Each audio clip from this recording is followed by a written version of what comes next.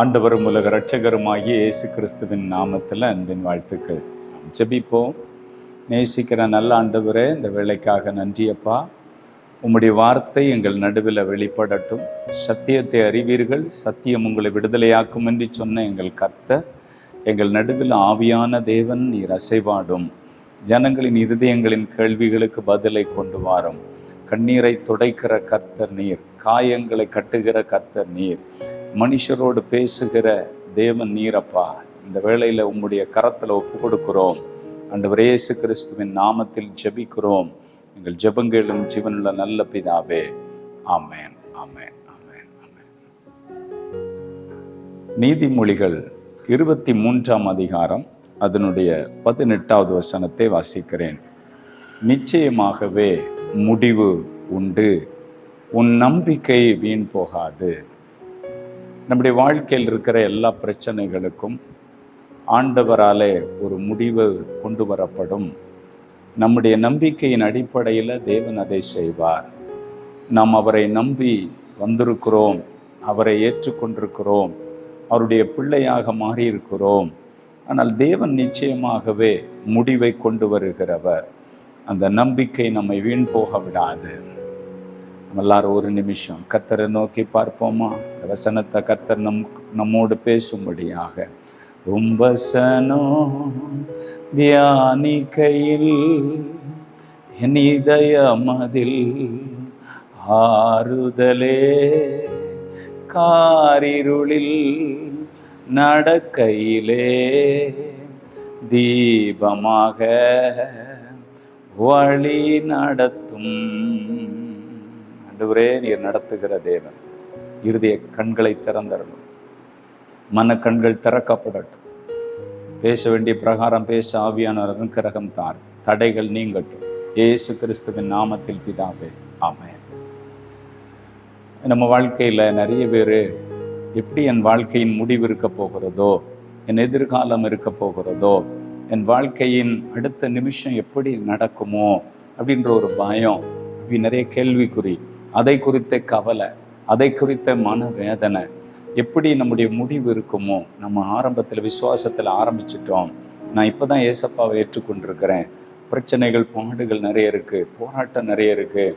ஆனால் இப்பொழுதே இப்படி இருந்தால் முடிவு என்னமா முடியுமோ?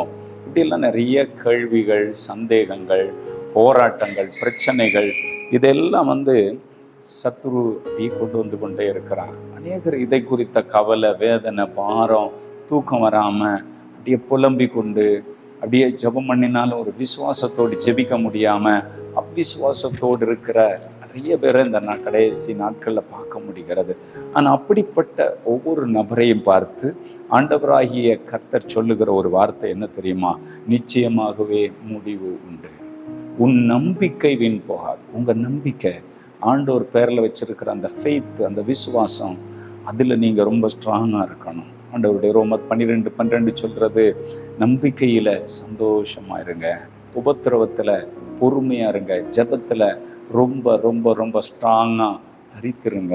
நம்ம இதெல்லாம் விட்டுருவோம், அந்த நம்பிக்கையை நம்ம இழந்துடுறோம். ஆனால் ஆண்டவர் நமக்கு சொல்லுகிற நிச்சயமாகவே முடிவு உண்டு, நம்பிக்கை வீண் போகாது. நம்ம நம்பி இருக்கிறவர் இன்னாரென்று நம்ம அறிந்திருக்கணும். வேதத்தில் ஆண்டவரை நம்பினதுனால அவங்களுக்கு வந்த முடிவுகள், அவங்க நம்பிக்கை வீண் போகாதிருந்த சில தேவனுடைய மனிதர்களை குறித்து நம்ம வேதத்திலிருந்து நம்ம தியானிக்க போகிறோம். இன்னைக்கு கர்த்தர் உங்ககிட்ட பேச விரும்புகிறாரு. ஏன்னா அவர் நம்முடைய இருதயத்தின் கேள்விகளுக்கும், நம்முடைய மனதில் எழும்பக்கூடிய குழப்பங்களுக்கும், பிரச்சனைகளுக்கும் அவர் ஒருவரே நமக்கு தீர்வை கொண்டு வருகிற ஒரு நல்ல தகப்பன்.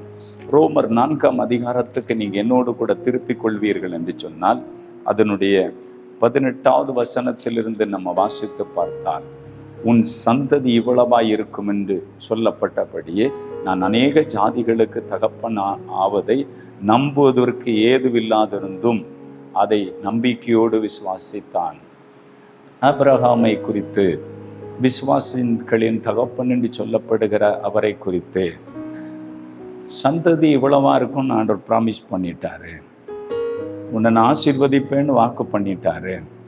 ஆனால் அவர் சொல்லுகிற நாட்களை நீங்கள் பார்த்தா ஆபிரகாமோடு தேவன் பேசுகிற அந்த நேரத்தை நீங்கள் பார்த்தா, அவர் கடந்து வந்தும் விசுவாசித்து 75வது வயதில் புறப்பட்டு வருகிறார். அவருடைய வயதுகள் கடந்து கடந்து வருடங்கள் 1, 2, 3, 5, 10, 15, 20, 25 அது வரைக்கும் அப்படி நாட்கள் போயிட்டே இருக்கு. ஆனால் ஆண்டவர் சொல்லிட்டாரு. ஆண்டவர் சொன்னதை அவர் நம்பினார். நிச்சயமாகவே சொன்னவர் ஆண்டவர் அப்படின்னு சொல்லி அவர் பேரில் அவருக்கு ஒரு நம்பிக்கை, என் முடிவு நல்லா தான் இருக்கும், நான் ஆண்டவரை நம்பி வந்தேன், என் ஆண்டவர் கைவிட மாட்டார். இன்னைக்கு நிறைய பேருக்கு கர்த்தரை நம்பி இவ்வளோ விக்கிரக ஆராதனையிலிருந்து வந்தேனே, இவ்வளோ பெரிய பாவத்திலிருந்து வந்தேனே, இன்னும் என் வாழ்க்கையில் பிரச்சனைகள் தீருகிறதா இல்லையே, போராட்டத்தின் மேல் போராட்டம் தானே எழும்பி கொண்டிருக்கிறது, என் ஜெபமும் கேட்கப்படலையே, இப்படியெல்லாம் நிறைய பேருடைய உள்ளத்தில் நிறைய கேள்விகள். ஆனால் நீங்கள் இந்த ரோமர் 4ஆம் அதிகாரம் 18 நீங்கள் வாசித்து பார்த்து பாருங்க, உங்கள் விசுவாசத்தை தேவன் தூண்டி விடுவார். இந்த தேவ மனுஷனை குறித்து, ஆபிரகாமை குறித்து சொல்லப்பட்டிருக்கிறது, தகப்பன் ஆவதற்கு அவன் நம்புவதற்கு ஏதுவில்லாதிருந்தது, உன் சந்ததி இவ்வளவாய் பெருகும் ஆண்டவர் சொல்லியிருந்தால், கடற்கரை மணலை போலும் வானத்து நட்சத்திரத்தை போலவும் உன் சந்ததியை நான் பெருக பண்ணுவேன். ஆபிரகாமுக்கு தேவன் வாக்கு கொடுக்கும் பொழுது அப்போஸ்தலர் 7ஆம் அதிகாரத்தில் நீங்கள் வாசித்து பார்த்தா, 1 அடி நிலம் அவனுக்கு இல்லாத இருக்கிற காலத்தில், அவனுக்கு குழந்தைகள் இல்லாத இருக்கிற காலத்தில் தான் ஆண்டவர் சொல்கிறாரு, நீங்களும் பல பிரச்சனைகளில், இந்த பிரச்சனையிலிருந்து எனக்கு ஒரு விடுதலை வர வாய்ப்பு இல்லை, இந்த அற்புதம் நடப்பதற்கு சாத்தியதை இல்லை, இப்படியெல்லாம் நீங்கள் மனதில் எண்ணிக்கொண்டிருக்கலாம். ஆனால் ஆண்டவருடைய வசனம் என்ன சொல்லுது தெரியுமா? தகப்பன் ஆவதை நம்புவதற்கு ஏதுவில்லாதிருந்தும் அதை நம்பிக்கையோடு விசுவாசித்தான். நம்புவதற்கு உங்களுக்கு எதுவுமே இல்லை.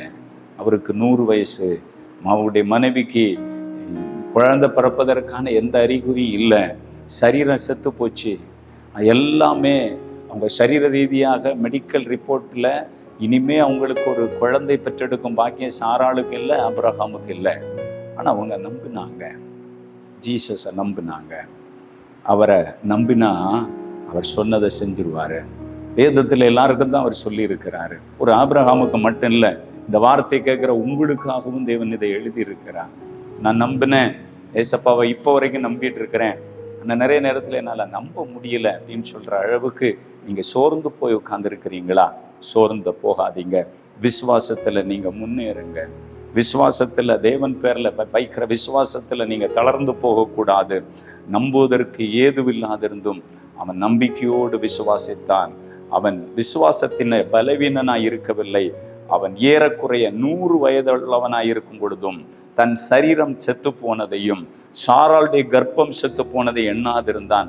தேவனுடைய வாக்குத்தத்தத்தை குறித்து அவன் விசுவாசமாய் சந்தேகப்படாமல் இருக்கணும். இன்னைக்கு நிறைய பேருக்கு சந்தேகம், ஆண்டவர் பேரில் சந்தேகம், வசனத்தை வாசிக்கும் பொழுது சந்தேகம், பிரச்சனைக்காக ஜபம் பண்ணும் பொழுது சந்தேகம், எதிர்காலத்தில் மரணத்துக்கு பிறகு பரலோகத்துக்கு நான் போவேனான்ற ஒரு சந்தேகம். நீங்கள் சந்தேகப்படக்கூடாது. பைபிள் சொல்லுது, சந்தேகப்படுகிறவன் எதையும் ஆண்டவர்கிட்ட பெற்றுக்கொள்ள முடியாது. அதுக்கு தான் அந்த சந்தேகத்தை சத்துரு கொண்டு வருவான். நீங்கள் சந்தேகப்படாமல் இருக்கணும்னா டெய்லி பைபிள் வாசித்து ஜெபித்து ஆண்டவரோடு பேசிகிட்டே இருக்கணும். தேவன் செய்கிற கிரியைகளை வேதத்திலிருந்து நீங்கள் பார்த்து துதிக்க ஆரம்பித்தா, உங்கள் வாழ்க்கையில் இதுவரைக்கும் செஞ்சதை நீங்கள் நினச்சி துதிக்க ஆரம்பித்தா, உங்களுக்கு இன்னைக்கு இருக்கிற பிரச்சனையில் தேவன் உங்களுக்கு அற்புதத்தை செய்ய முடியும். வேதம் தெளிவாக சொல்லுது, அதனால் அவனுக்கு நீதியாக எண்ணப்பட்டது. தேவன் வாக்குத்தத்தம் பண்ணினவர் நிறைவேற்ற வல்லவராய் இருக்கிறார் என்று முழு நிச்சயமாய் நம்பி தேவனை விசுவாசித்து அவன் விசுவாசத்தில் வல்லவனானான். விசுவாசத்தில் ரொம்ப ஒரு ஸ்ட்ராங் மனுஷனாக மாறான். ஏன் ஒரு ஆபிரகாமுக்கு மட்டும்தான் அப்படி ஆக முடியுமா? உங்களால் ஆக முடியாதா?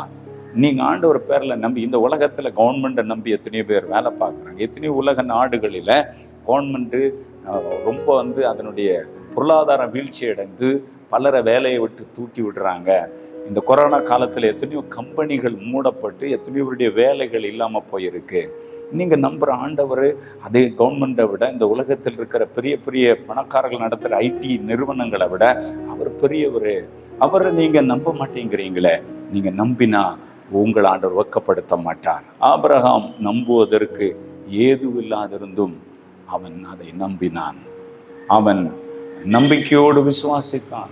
நம்பிக்கையோடு நீங்க இன்னைக்கு விசுவாசிச்சா, ஆண்டவர் சொன்னார், நீ விசுவாசித்தால் தேவனுடைய மகிமையை காண்பாய்.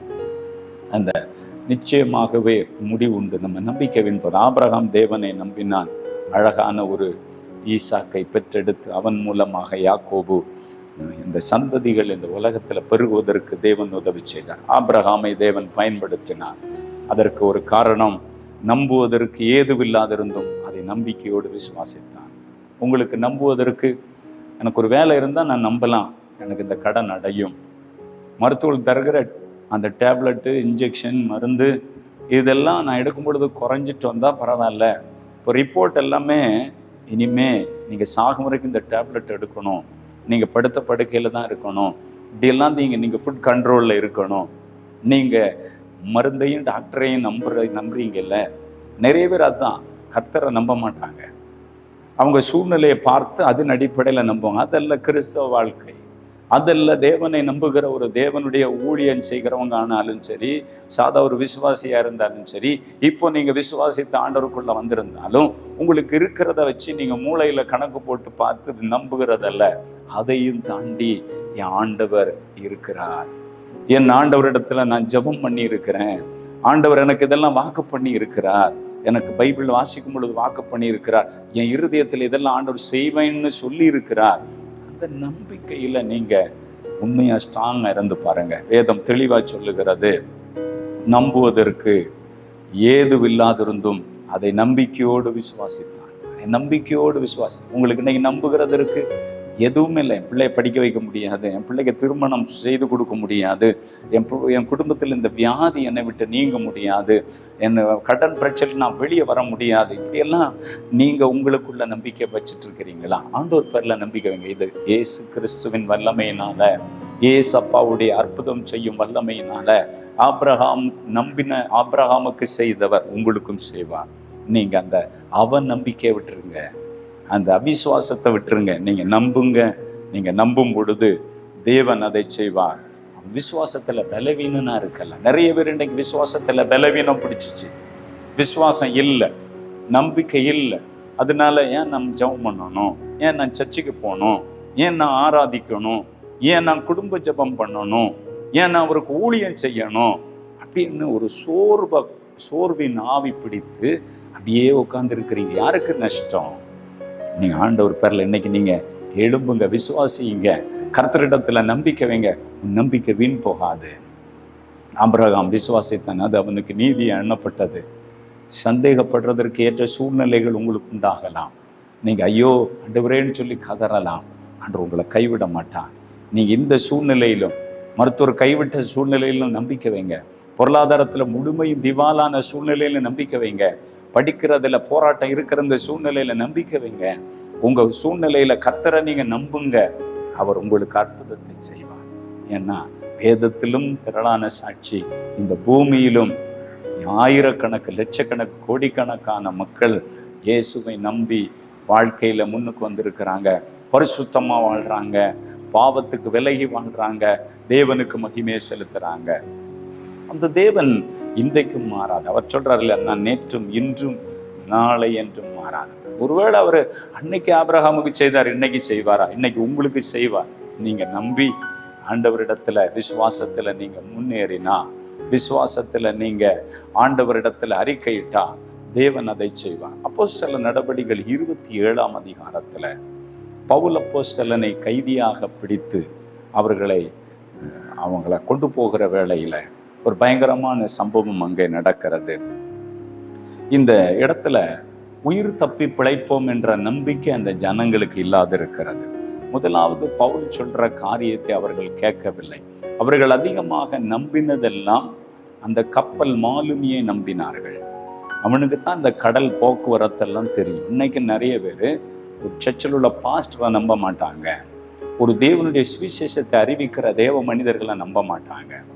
அவங்களுடைய ஞானத்திலும் அறிவிலும் சொந்த ஆற்றலிலும் இல்லை அதே மாதிரி இருக்கிற ஆட்களை நம்புவாங்க. இங்கே நீங்கள் வாசித்து பார்த்தால் அப்போஸ்தலர் நடபடிகள் 27ஆம் அதிகாரத்தை நீங்கள் திருப்பி கொண்டா அதனுடைய 14வது வசனத்திலிருந்து நீங்கள் வாசிக்கும் பொழுது மிக தெளிவாக தெரியும். கொஞ்ச நேரத்துக்குள்ளே ஈரோக்ளிதோன் என்னும் கொடுங்காற்று அதன் மேல் மோதி கப்பல் அதில் அகப்பட்டு கொண்டது. காற்றுக்கு எதிர்த்து போகக்கூடாதபடிக்கு காற்றின் போக்கிலே கொண்டு போகப்பட்டோம். இவங்க போக வேண்டிய திசையை மாற்றி காற்று கப்பலை கொண்டு போயிடுச்சு. ஆனால் அவர் முன்னாடி சொல்றார் 13வது வசனத்துல, தென்றல் மெதுவாய் அடித்ததுனால அவங்க நினைச்சாங்க நம்ம போகிற காரியம் எல்லாம் அனுகூலமாக இருக்கு.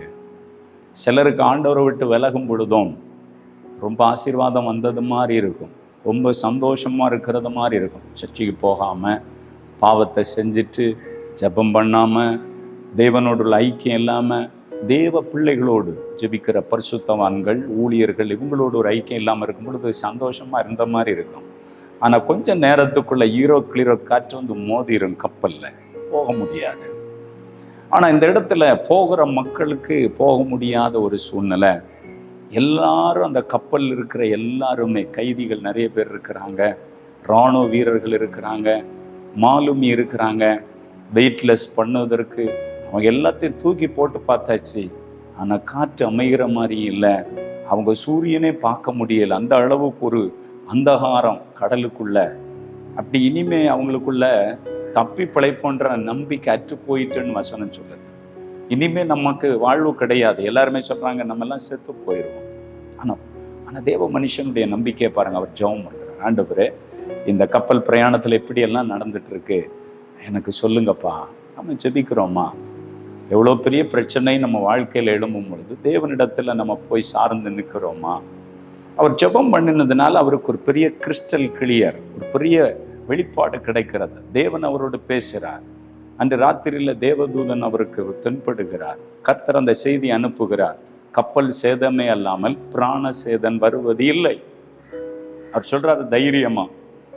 கூட பிரயாணிக்கிற எல்லாரையும் பார்த்து சொல்லுகிறார், எல்லாரும் திடமனதா இருங்க, நீங்க பயப்படாதீங்க. அந்த வசனத்துல நீங்க வாசிச்சு பாருங்க, 20வது வசனம். அநேக நாளாய் சூரியனும் நட்சத்திரங்களையும் காணப்படாமல் மிகுந்த பெருங்காற்றும் மழையும் அடித்து கொண்டே இருந்தபடியினால் இனி தப்பி பிழைப்போம் என்ற நம்பிக்கை முழுமையாற்று போயிற்று. ஒரு நாள் 2 நாளா மழை, ஒரு நாள் 2 நாளா காற்று, ஒரு நாள் 2 நாளா சூரியனே பார்க்காத ஒரு இருண்டது மாதிரி பகல் நேரம் இருக்கு, ராத்திரி இருக்கு. கப்பல் ஒரு நேரமும் இவங்க திருப்புகிற திசைக்கு திரும்பல, அது போயிட்டே இருக்கு. எங்க இருக்கிறோம்? கடலுக்குள்ள. இனிமே அக்கறையை நம்ம பார்ப்போமா? இனிமே நமக்கு மரணம் தான், வாழ்வே இல்லை. இதுதான் நிறைய பேர் சொல்றாங்க. நான் சாகும் வரைக்கும் என் வாழ்க்கையில சந்தோஷத்தை நான் அனுபவிக்கவே முடியாது, நான் இந்த உலகத்துல பிறந்ததே வேஸ்ட், இந்த உலகத்துல இந்த உலகத்துல நான் ரொம்ப வேதனை அனுபவிச்சுட்டு இருக்கிறேன். இப்படியெல்லாம் நிறைய பேர் புலம்பிக் கொண்டே இருக்கிறவர்களை நம்ம பார்க்கிறோம். நீங்க கூட ஒருவேளை இந்த வார்த்தையை கேட்டுக்கொண்டிருக்கும் பொழுது நீங்க பல வேதனையோடு தேவனை பார்த்து பல புலம்பலோடு நீங்க இருந்துட்டு இருக்கலாம். இந்த இடத்துல கப்பல்ல சிக்கி கொண்ட இராணுவ வீரர்களும் கைதிகளும் எல்லாரும் சொன்ன வார்த்தை என்ன தெரியுமா? இனி தப்பி பிழைப்போம் என்ற நம்பிக்கை முழுமையாக அற்று போயிற்று. டாக்டர்ஸ் கூட சொல்லியிருக்கலாம், இந்த ஆளை இவ்வளோ நாள் தான் உயிர் வாழ முடியும், எத்தனை பேரை சொல்ல முடியும், இவ்வளோ நாள் தான் இவங்க உயிர் வாழ்வாங்க, இதற்கு மேலே இவங்களுக்கு லைஃபு கிடையாது, கூட உள்ளவங்களை கூட்டி சொல்லி விட்டுருவாங்க. ஆனால் தேவன் எத்தனையோ பேருக்கு வாழ்க்கை கொடுத்துருக்கிறார். இன்னைக்கு அவங்க வாழ்ந்துட்டு இருக்கிறாங்க. மருத்துவர்கள் சொன்னது பொய்யா போயிடுச்சு. ஏன்னு தெரியுமா? தேவன் சர்வ வல்லமை உள்ளவர். அவங்க அநேக நாளா சாப்பிடலை.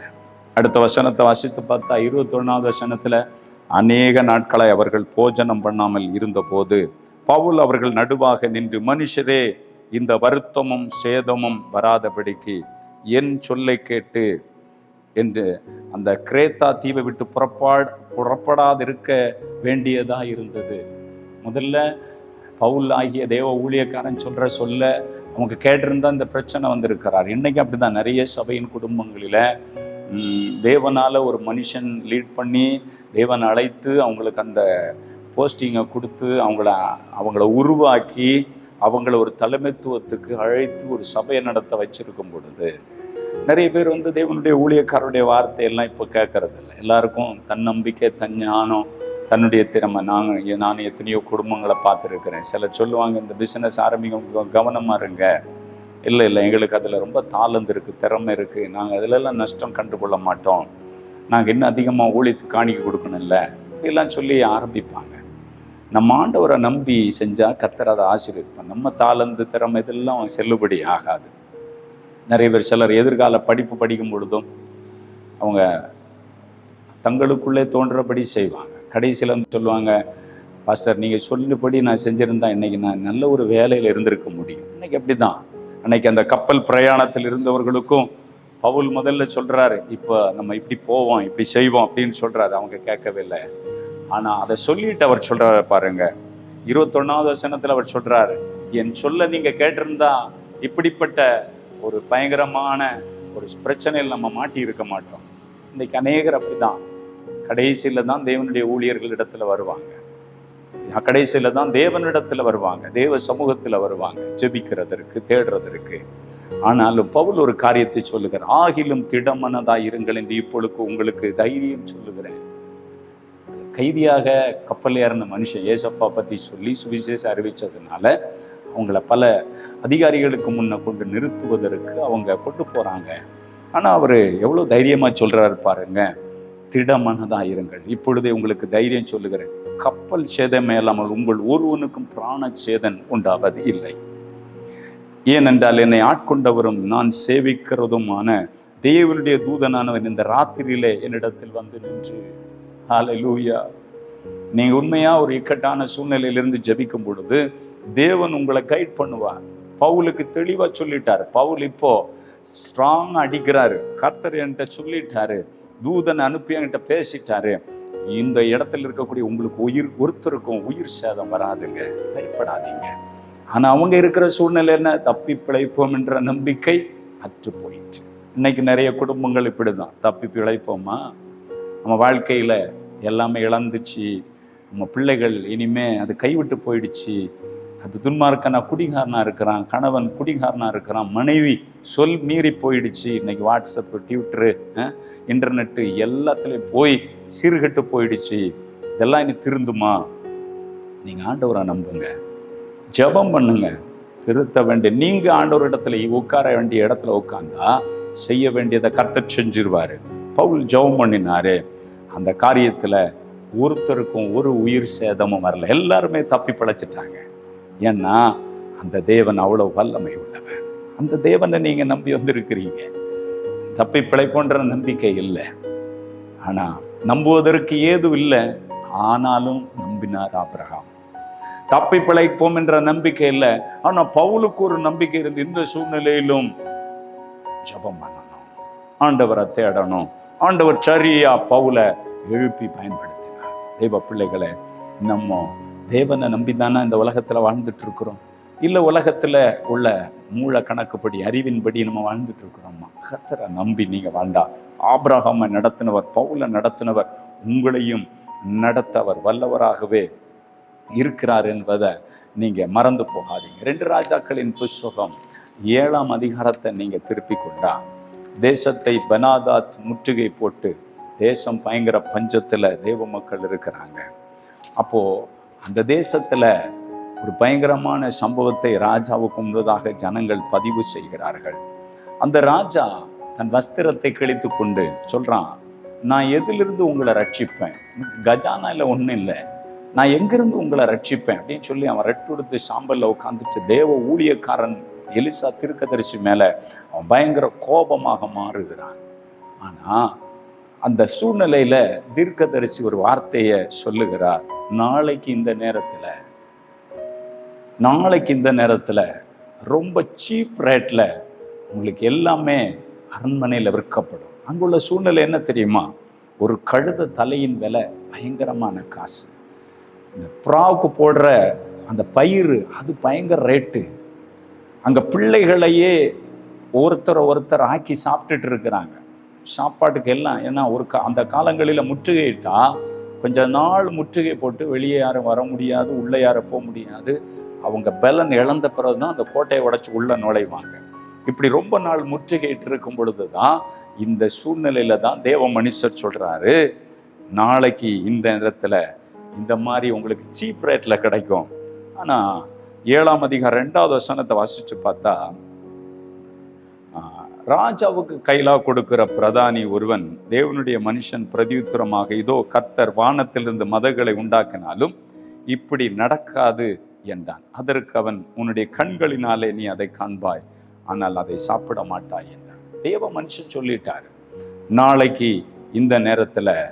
அப்பொழுது எலிசா 7:1 பாருங்க, கர்த்தருடைய வார்த்தை கேளுங்க, நாளைக்கு இந்த நேரத்துல சமாரியாவிலே வாசலிலே 1 மரக்கால் கோதுமை 1 சேக்கலுக்கும் 2 மரக்கால் வார்கோதுமை சேக்கலுக்கும் விற்கப்படும் என்று கர்த்தர் சொல்லுகிறார். கர்த்தர் சொன்ன வார்த்தை அப்படியே நிறைவேறும். ஆபிரகாமுக்கு தேவன் சொன்னார், நிறைவேறிச்சு. பவுலுக்கு கர்த்தர் தரிசனமாய் சொன்னார், நிறைவேறிச்சு. எலிசா மூலம் கர்த்தர் சொன்னாரு, உங்களுக்கு சீப் ரேட்ல எல்லாமே கிடைக்கும் அப்படின்னு சொன்னார். அதே மாதிரி அழுகின குஷ்டரோகிகள் தங்கள் அழுகின கால்களோடு, நாங்கள் எங்கே இருந்தாலும் சாகிறோம், வெளியில் போனாலும் சாகிறோம், எப்படியும் சீரிய ராஜா அந்த இதில் பனாதாத் முற்றுகையிட்டு இருக்கிற அந்த இடத்த நோக்கி போவோம்னு சொல்லி அவங்க நடக்க ஆரம்பித்தாங்க அழுக கால்களோடு. ஆண்டவர் அந்த இராணுவ படைகளுக்கு ரதங்களின் சத்தத்தையும் குதிரைகளின் சத்தத்தையும் ஆண்டவரை முழங்க பண்ணினார். தீர்க்கதரிசி மூலமாக கர்த்தர் பேசின வார்த்தை நிறைவேற்றுவதற்கு எல்லாரையும் கூலி பேசி இந்த ராஜா யுத்தத்துக்கு கூட்டு வர்றான்னு சொல்லி எல்லாத்தையும் போட்டு ஓடிட்டாங்க. அவங்க போய் பார்த்தா அங்கே எல்லாமே இருக்குது, சாப்பாடு இருக்குது, அவங்க கொண்டு வந்த எல்லாம் விலையுறந்த பொருட்கள் இருக்குது. அவங்க சாப்பிட்டுட்டு அவங்க குஷ்டரோகிகள் சொல்கிறாங்க, நம்ம இன்னைக்கு நம்ம மட்டும் சாப்பிட்டுட்டு இங்கே இருந்தால் குற்றம் நம்ம மேலே சொரமரும், நம்ம அதனால ஓடி போய் இந்த அரண்மனைக்கு அறிவிப்போம்னு சொன்ன வேளையில் அங்கிருந்து வந்து இங்கே பார்க்கும் பொழுது எல்லாரும் ஓடி போயிட்டாங்க. அதையெல்லாம் கொண்டு வந்து மறுநாள் அதே மாதிரி அவர் சொன்ன டைமில் ராஜ அரண்மனையின் வாசலில் ரொம்ப சீப் ரேட்டில் அந்த இராணுவ படைகள் அவங்களுக்காக சாப்பிட கொண்டு வச்சிருந்த எல்லாத்தையும் சீப் ரேட்டில் மக்களுக்கு விற்றாங்க. அந்த கூட்டம் அலமோதி வந்ததில் அந்த ஒருத்தர் சொன்னான், பார்த்தீங்களா, தேவனுடைய வார்த்தையை நம்பாம வானத்தின் மதகளை திறந்தாலும் இப்படி நடக்க வாய்ப்பு இல்லைன்னு சொன்னால, நீ அதை காண்பாய், அதை புசிக்க மாட்டான்னு சொன்னபடியே மக்கள் கூட்டத்தில் மிதித்து அவன் இறந்தே போயிட்டான். நம்ம ஆண்டவர் சொன்னா நம்பணும், ஆண்டவர் சொன்னா அதை செய்வார். அவர் சொன்னதை செய்யும் அளவு உங்களை விட்டு விலக மாட்டார், கைவிட மாட்டார். நிச்சயமாகவே உன் நம்பிக்கை வீண் போகாது. நிச்சயமாகவே தேவன் உங்களுக்கு காரியத்தை செய்வார். முடிவு உண்டு, முடிவு உண்டு. உன் பிரச்சனைக்கு முடிவு உண்டு, உன் போராட்டத்துக்கு முடிவு உண்டு, உன்னுடைய வாழ்க்கையின் கண்ணீருக்கு முடிவு உண்டு. அது வீண் போகாது. தேவன் ஆபிரகாம் நம்பினவருக்கு ஆண்டவர் முடிவை அழகா ஆசீர்வதிச்சாரு. ஒரு பவுல் அப்போஸ்தலன் நம்பி சூழ்நிலையில இனி தப்பி பிழைப்போன்ற நம்பிக்கை இல்லை. மருத்துவமோ உலகத்துல பொருளாதாரமோ பிள்ளைகளுடைய வாழ்க்கையை யாரும் ரட்சிக்கப்படாம துன்மார்க்கணும் எப்படி வேணாலும் இருக்கட்டுமே, வாழ்க்கையை பட்டு போனதாகட்டே இருக்கட்டுமே, நீங்க இதெல்லாம் பார்க்காதீங்க. ஆண்டவரை பாருங்க, ஜெபம் பண்ணுங்க, ஆண்டவருக்கு பயந்து ஒரு நீதிமானா வாழுங்க, பரிசுத்தமா மனம் திரும்பி வாழுங்க. உங்க வாழ்க்கையில் இருக்கிற பாவத்தை விட்டு தேவனுக்கு நேரா திரும்புங்க. தேவன் நீங்கள் திரும்பினீங்கன்னு சொன்னா உங்க வாழ்க்கையில் ஒரு மாற்றத்தை கண்டிப்பா கொடுப்பாரு. ஒரு தீர்க்கதரிசி மூலமா சொன்ன வார்த்தையை நிறைவேற்றினார்ல, உங்க வாழ்க்கையில் நிறைவேற்றுவார். கண்களை மூடுவோமா, ஆண்டவரை நோக்கி கூப்பிடுங்களேன். நிச்சயமாகவே முடிவு உண்டு. நம்பிக்கை வீண் போகாது. நம்பினோரை நீர் மறப்பதில்லை, உம்மை தேடி வந்தோரை வெறுப்பதில்லை, உமது முகம் நோக்கி பார்த்தவர்கள் வெட்கப்பட்டு போவதில்லை, உமது திருநாமம் அறிந்தவர்கள் கைவிடப்படுவதில்லை. இயேசுவின் நாமத்தில் இப்பொழுதே அற்புதங்கள் நடக்கட்டும். விசுவாசிங்க. ஆபிரகாம் ஆண்டவரை விசுவாசித்து வாக்குத்தத்தத்தில் வல்லவனானான். அவன் நம்புவதற்கு ஒரு காரியம் அங்கே இல்லை, எதுவுமே இல்லை. அவனுக்கு ஒரு அடி நிலம் கிடையாது, குழந்தை கிடையாது, அவனுக்கு எதுவுமே இல்லை. ஆனால் ஆண்டவர் சொன்னார்னு புறப்பட்டுட்டான். சொந்த தேசம் ஜனம் எல்லாத்தையும் விட்டு. நீங்கள் இன்னைக்கு ஆண்டவரை நம்பினா, ஆபிரகாம் நம்பினான், தன்னுடைய சரீரம் செத்து மூச்சு,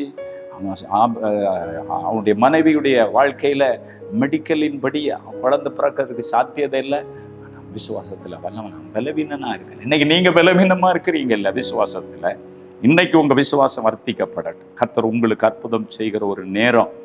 ஹல்லேலூயா. ஸ்தோத்திரம் பண்ணி கேட்ட செய்தியின்படி உங்கள் விசுவாசத்தை வர்த்திக்க பண்ணி என் கூட சேர்ந்து ஜெபம் பண்ணுங்க. ஆண்டவரே, ஒரு பவுலை கொண்டு செஞ்ச காரியம் ஆண்டவரே, அதே போல் இந்த பிள்ளைகளுக்கு நான் ஒரு உறுதியை சொல்லி ஜெபம் பண்ணுறேன்ப்பா. உங்கள் வாழ்க்கையில் நீங்கள் எதெல்லாம் சேதமாயிரும், எதெல்லாம் நஷ்டமாயிரும், எது பிராண சேதம் வந்துடும், இப்படியெல்லாம் பயந்துட்டு இருக்கிறீங்களா, உயிர் சேதம் வந்துடும், வராதுன்னு கர்த்தர் இந்த வார்த்தையை வைத்து உங்களுக்கு சொல்லுகிறார். நீங்க நம்பி அந்த வார்த்தையை பிடிச்சி ஜெபம் பண்ணுங்க. உங்க வாழ்க்கையில தேவன் கிரியை செய்கிறார். இந்த சூழ்நிலையில எங்க வீட்டுக்கு நன்மை வர வாய்ப்பில்லை, ஆசீர்வாதம் வர வாய்ப்பில்லைன்னு நீங்க நம்பிட்டு இருக்கிறீங்களா? தீர்க்கதரிசி எலிசா சொன்னபடியே கர்த்தர் செய்தார்ல. உங்க வாழ்க்கையில தேவன் புதியவைகளை பெரியவைகளை செய்ய விரும்புகிறார். உங்க வாழ்க்கையில் இருக்கிற பாவத்தை மட்டும் அறிக்கையிடுங்க, மனம் திரும்புங்க, பரிசுத்தத்துக்கு முக்கியத்துவம் கொடுங்க, தேவனை முதலிடத்துல வைங்க. ரப்பா ரப்பா லா ஷாகா துலா கமா திலா டாதா லா காபா தீனா. எல்லா கட்டுகளும் வீடுகளை விட்டு உடைக்கப்படட்டும், இருள் விலகட்டும். ஆண்டவருடைய விசுவாசத்தின் வல்லமை அவர்களுக்குள் இறங்கட்டும். விசுவாசத்தில் இவர்கள் வல்லவர்களாய் மாறட்டும். சகல போராட்டங்களும் மரண கட்டுகளும் ஆண்டவரே பாவத்தின் வல்லமைகளும் சாபத்தின் கிரியைகளும் முறிக்கப்படுவதாக. தேவன் ஒவ்வொருவரையும் தொடுங்கப்பா, தொடுங்க ஆண்டவரே. ஒவ்வொரு சரீர உறுப்புகளையும் புதிதாக்குங்க. வாழ்க்கையில் இருக்கிற கண்ணீரின் அனுபவங்கள் மாறட்டும். Thank you Jesus. இயேசுவேன்னு கூப்பிடுங்க. இயேசுவே என் வாழ்க்கையில வாங்கப்பா, என் வாழ்க்கையில விசுவாசத்தை எனக்கு வர்த்திக்க பண்ணுங்க. நான் நம்பிக்கை இல்லாம இருக்கிறேன், நம்பிக்கை இழந்துட்டேன், ஜெபிக்காம இருந்துட்டேன், ஆலயத்து போகாம இருந்துட்டேன், ஊழியம் செய்யாம இருந்துட்டேன், கர்த்தருக்காக கொடுக்காம செயல்படாம இருந்துட்டேன், என்ன மன்னிச்சிருங்க. மறுபடியும் இன்னையிலிருந்து எழும்பி கர்த்தருக்காக செயல்பட போறேன்னு சொல்லி பாருங்க. வாழ்க்கையில் ஒரு மாற்றத்தை பார்ப்பீங்க. நன்றி ஆண்டவரே. ஒவ்வொருவரை பேர் பெற தனித்தனி ஆசீர்வாதம், உங்களுடைய கையின் பிரயாசம், உங்களுடைய பிள்ளைகளுடைய படிப்பு, உங்களுடைய நிலங்களின் ஆசீர்வாதங்கள், உங்களுடைய கூலி வேலையானால் அதில் ஆசீர்வாதம் உண்டா. வாகனங்களிலே ஏசப்பாவுடைய ரத்தத்தை தழித்து ஜெபிக்கிறோம். உங்களுடைய பிள்ளைகளுக்கு ஆண்டவர் நல்ல பாதுகாப்பை தாரும். யார் யாரெல்லாம் பாவத்தின் வல்லமையில விழுந்து கிடக்கிறார்கள் அவர்கள் இயேசுவின் நாமத்தில் ஆண்டவர் விடுதலையாக்கப்படட்டும். கைகளை ஒப்பு கொடுக்கிறோம். ஆண்டவர் இயேசு கிறிஸ்துவின் நாமத்தில் ஜெபிக்கிற நல்ல பிதாவே, ஆமென், ஆமென். Praise the Lord.